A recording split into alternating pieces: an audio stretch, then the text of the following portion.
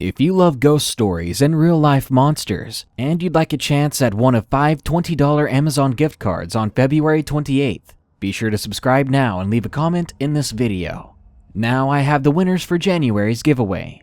The 5 winners are Paul Rasmussen, Michael Casanova Music, Moon Reader, Vanessa Ratliff, and Awesome Slops. I've sent you all messages to claim your prizes, so be sure to check your inbox right away. Everyone else stay subscribed because I'm going to be doing giveaways every month. Now, after getting literally dozens of different requests to do some more real Goatman sightings, I decided that would be a great idea. What's better than sharing some more stories of the nightmare that is known as the Goatman with you?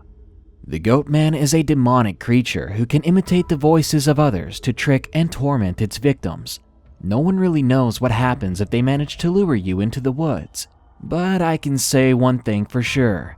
If you listen to that strange voice and find yourself alone in the woods, you'll never be heard from again. Unless, of course, it decides to use your voice. Enjoy these 5 allegedly true Goatman encounters. But first, I need your stories of Mothman encounters. Have you seen the Mothman? Well, I'd love to read your story. Send it to me at darknessprevails.org. Thanks. So, are you ready for the cloven-hoofed monster?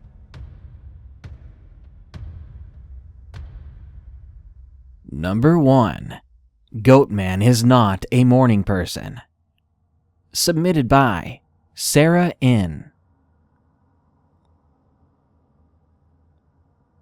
This wasn't a sighting per se, as I never actually got a good look at whatever decided to antagonize me. I can't decide if that makes me happy or if it made the experience all the more terrifying. I live in a rural part of Maryland that is chock full of weird creatures and spooky folktales. Big Liz, werewolves in Delaware, swamp man of Delmarva, the list goes on.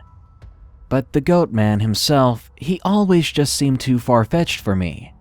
That is, until the spring of 2003. My parents had moved us to a new house the previous year, a dilapidated, run-down old thing, but I loved it for one reason. It sat on nearly 4 acres of woods. It had plenty of space to roam around and explore as a young kid.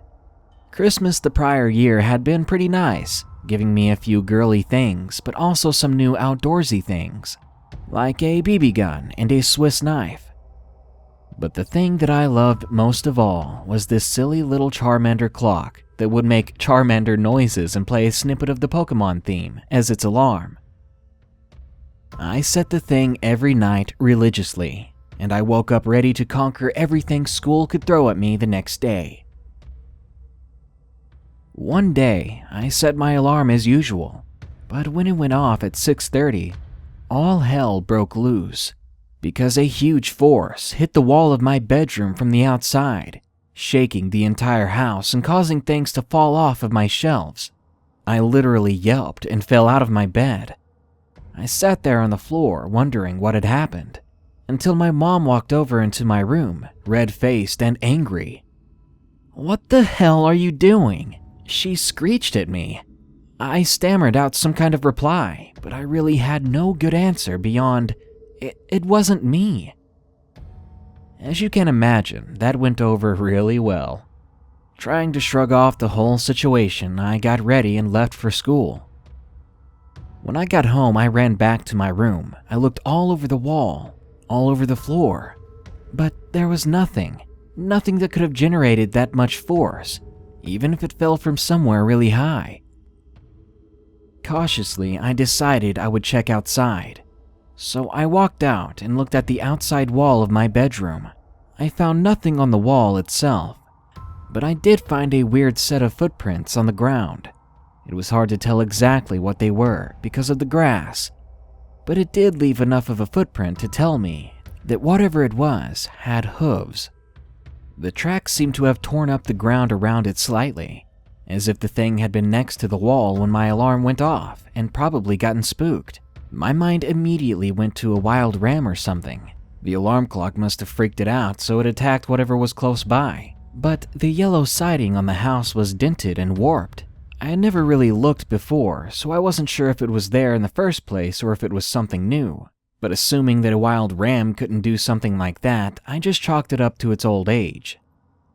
Still though, the possible implications otherwise were terrifying to say the least.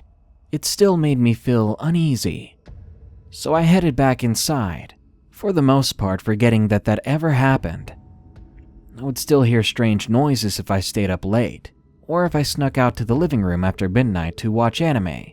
Sometimes I swear I heard grunting or sniffing at the windows, but I never really got the courage to look.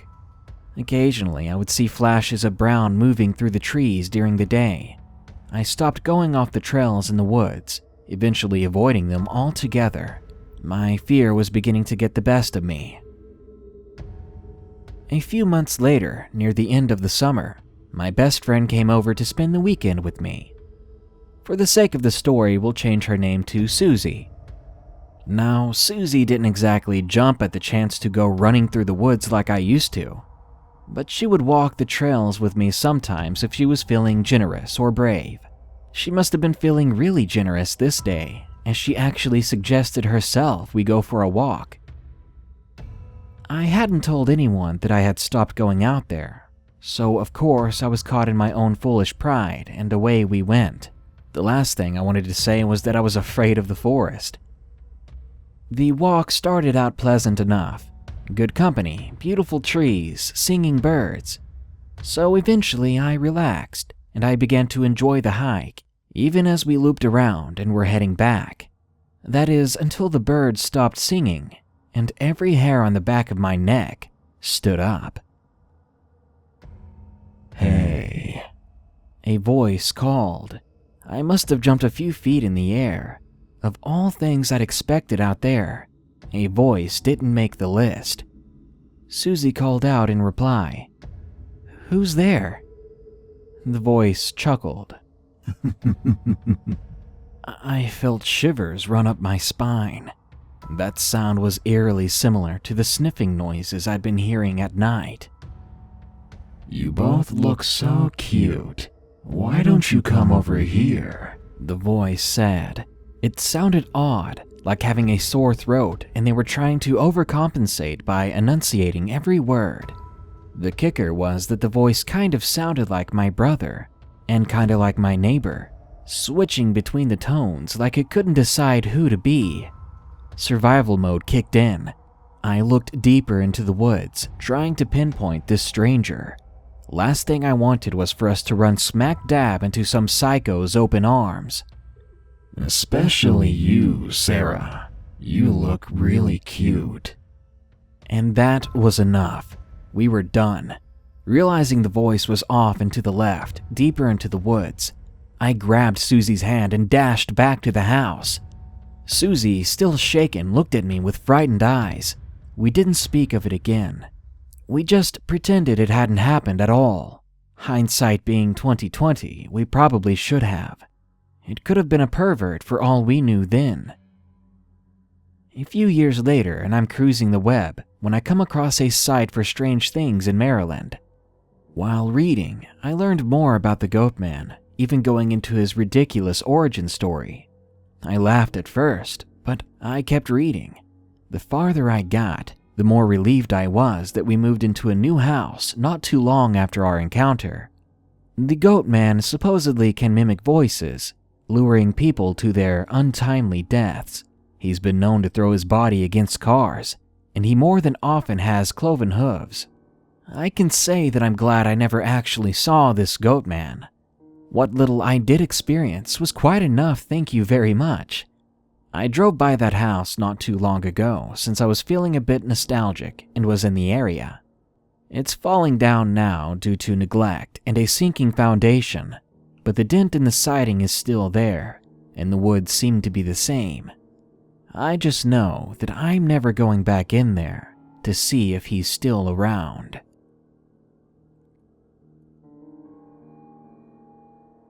Number 2. Goatman at My Bonfire. Submitted by Anonymous.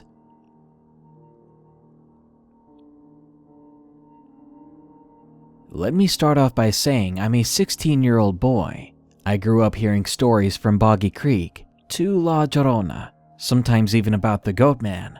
Me and my girlfriend were planning a date for weeks, so I decided to pick her up and take her out to dinner. We ended up having a really nice time, but we still wanted to hang out with each other.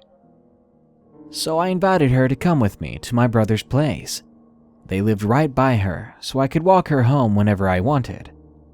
She called her dad and told him she was going with me, that I would walk her home myself afterwards. He said okay, so we went to my brother's. We made a fire and sat under the canopy. My brother told us stories, but one we really enjoyed was the story of the Goatman. My brother said, "I saw him just up the hill over there." He swore that it was true, but we didn't actually believe him. After a while, my brother left inside, so me and my girlfriend began to make out. At one point, she checked the time, and she said it was 11, and she had to be back by 12. I said okay and kept it in mind. And to note, we are in the country, so keep that in your head. We kept kissing, but we were soon interrupted by my brother's dog barking. He sounded frantic. We got up and went inside to get some of my hunting gear. I'd left my gear there the week prior. I grabbed my shotgun and I gave her a 9mm handgun and a flashlight. I had no problem with this because she was no stranger to shooting guns. So we went to check out what the dogs were barking at, but there was nothing out there. After waiting and looking around for a bit, we went inside. We accidentally fell asleep and woke up at about 12:30. She knew she'd already be in trouble, so my girlfriend called her dad. She lied and said that she had gone over to her friend Sarah's house and that they had fallen asleep, so he told her it was okay that she could spend the night. And my brother was okay with her staying there, so we went back to bed.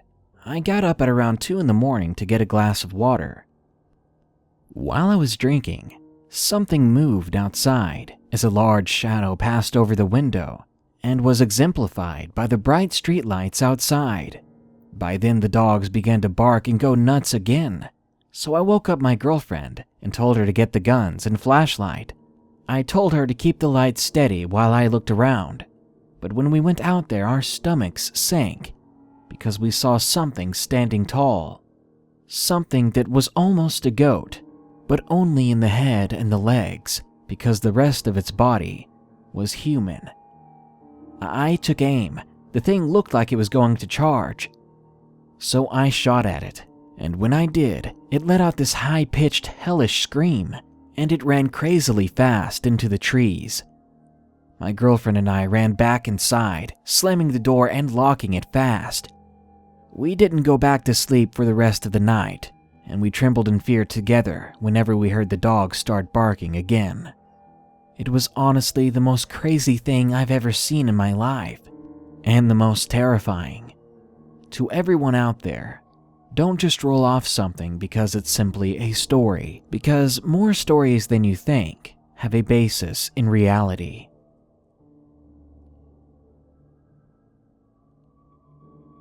Number 3. Something in the Woods. Submitted by Liam. For privacy reasons, I will not use my real name or anyone else involved in the story. The story all started when I was 10. I was camping with 3 of my friends, Dan, Ryan, and Connor, all 3 4 years older than me, but we did manage our friendship even with the large gap. So we all went up to Tioga County, Pennsylvania, to celebrate Dan's birthday. His father, who we'll call Frank, drove us all up there to one of the campsites. We started to set up our tents until we heard rustling in the bushes. They were about 5 inches away from the campsite. At first we thought it was a coyote or something like that, but that wasn't the case. Everyone was frozen, not trying to make any noise to startle whatever the hell this was. But I couldn't stay still. I grabbed my rifle. It was a Remington Model 700 BDL. My father had given it to me before he was deployed in Iraq. I always had 4 or 5 bullets with me, just in case one bullet wasn't enough. I slowly walked towards the bush, with my rifle raised and ready. But the bush was now still and quiet. Ryan began to mumble, and then he said, "Liam." He sounded very, very startled as he said it, and that's when I immediately saw something. And whatever it wasn't human. It stood about 7 feet tall, with goat-like legs. I am a fan of the paranormal, and instantly I knew that this thing must have been the Goatman. The thing was just standing there on top of the hill, staring down at us. We all stood still for what felt like the longest minute of our lives, not knowing what to do but panicking on the inside. It was as if we were frozen in a trance, until eventually the thing turned around and walked away. We couldn't stop talking about what we saw all night. It was really the most bizarre thing we'd ever seen. 4 years later, we went back to that very same campsite because Connor would be going to the army a few days later. Everything was all right. That is, until 11:30 that first night.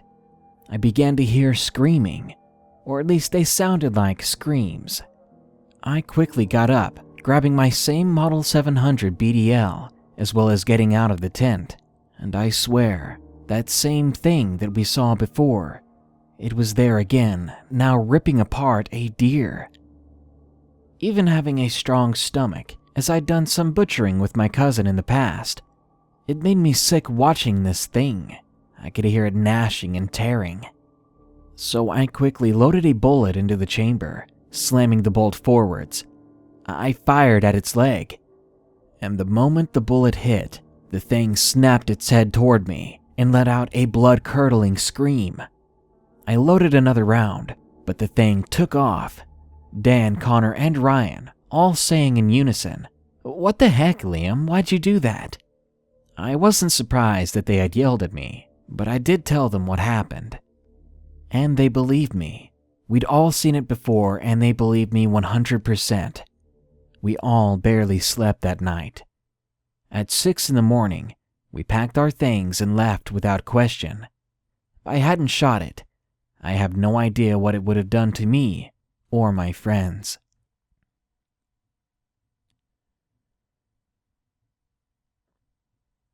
Number 4. Man Forrest. Submitted by Logan Frost.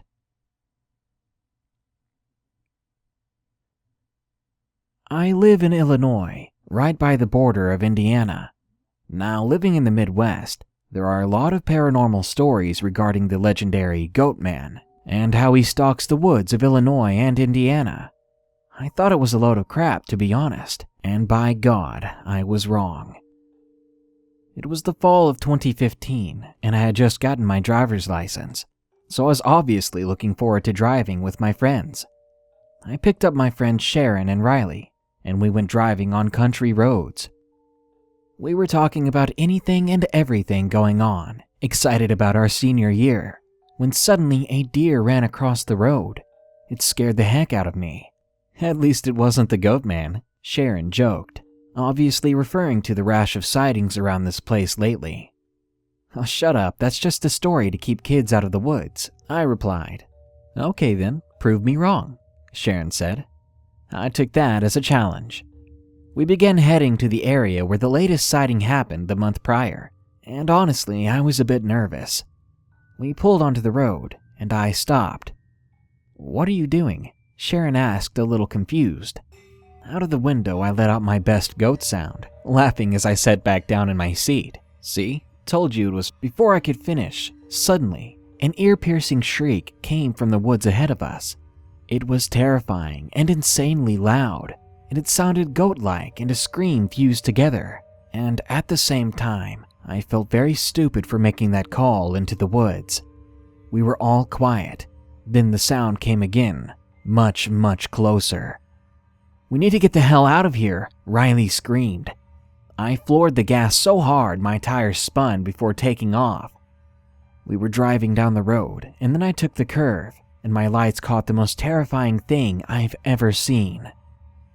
In the field nearby, only about 15 feet from my car, was this creature. It had legs like a goat, matted and gray. The torso was human, with the same matted and dirty hair. And its freaking head. It was like a goat's with horns, but it had a human face. Are you seeing this? Sharon asked, anxious and shaky. Riley's eyes were wide and her mouth opened. Not once in my life have I ever seen her this scared. And I was terrified. I felt like it was staring into my soul. Suddenly, this animal screamed again. And I kid you not, it charged at our car. We screamed, and I floored it again as fast as I could. The road was straight at that point, and it was bright that night. Riley could not stop looking out of the back window, yelling up to the front, "It's still there!" I gazed into my rearview mirror, and the creature was coming up on us unnaturally fast. I pushed the gas even harder. We must have been going 80 miles per hour at that point. The next time I looked in the mirror, it was gone. A few minutes later, we got to the main road, and we headed straight to Riley's house as hers was the closest. When I finally parked and turned off the car, we just sat there in silence for about 15 minutes. We didn't talk, we didn't move. I guess we were all just trying to take it all in. Finally, still in silence, we all got into the car and walked into the house. We went to Riley's room. We were wary since the road where we saw that thing was barely 10 minutes away. We just closed the curtains and watched TV, and we ate some pizza. It took a while, but soon we were laughing again and acting like usual. But not one moment during that night did the thought of that thing leave my mind. The next day, as I drove Sharon home, we decided to go on that road again, since it was bright sunny that day and we were getting brave. We saw the tire marks that we left, and we slowed down by the field where we saw the thing. In the dirt right outside the window, there were 2 hooves going about 2 inches into the ground. "We saw the freaking Goatman," I said, both stunned and a bit disturbed. Now, every time I go to Riley's, I can't help but think, where is this thing at now? And that question terrifies me.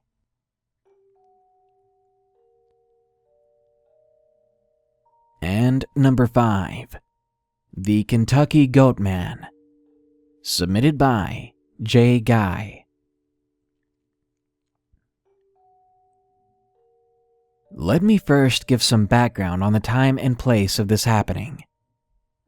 It was back in 2006, and it was late fall. At the time of the sighting, I was 13, and I lived in a desolate part of Kentucky. Next to my house, I have a great big field and a massive forest. I'm an outdoors type of person, and I enjoy going out into the woods with my friends. Along with my years out in the wildlife, I'm also no stranger to stories of scary creatures such as the Goatman, Dogman, and Bigfoot. I still love to go out into the woods with friends, and I do what normal 13-year-olds do. On the day in question, I was very bored, and I had decided to go into the woods by myself. And it turned out to be one of the biggest mistakes of my life. I set off into the woods, and everything felt okay and peaceful. I heard birds, and I saw the occasional dog walker. But it seemed the deeper I got into the woods, the quieter everything got. It was so otherworldly. The birds stopped singing. There was nobody around, and I got the biggest feeling of uneasiness that came over me. I had no reason really to feel that way, and I tried my hardest to let it go, but I couldn't. I was in total fear of that feeling of being stalked or something. So overwhelmed, I decided to turn back, when all of a sudden, I heard this grunt behind me, and I turned around. About 30 yards or so down the trail opposite from where I was going to head back, this tall creature, about 7 feet tall or so, with muddy gray shaggy hair, was just standing there.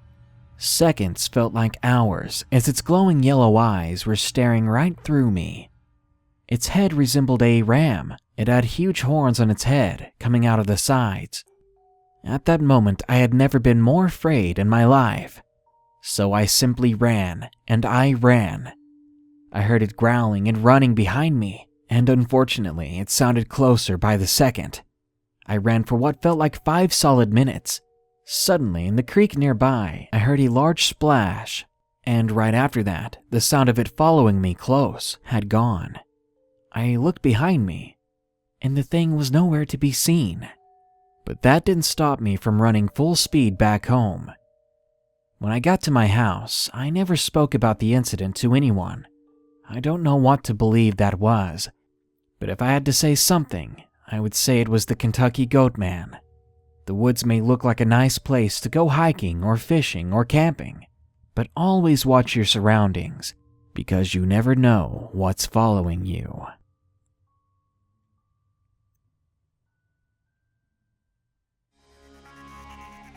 The Goatman is a creature that has been sighted all over the world. Each account is eerily similar. Whether he's mimicking a voice or taking your form to trick your family, nothing good can come of his presence.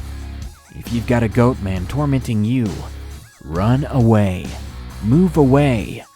Keep your distance before someone has to attend your untimely funeral. Good night. Be sure to like, share, comment, and subscribe if you enjoyed the video. And don't forget to send me your Mothman story soon at darknessprevails.org. Thanks.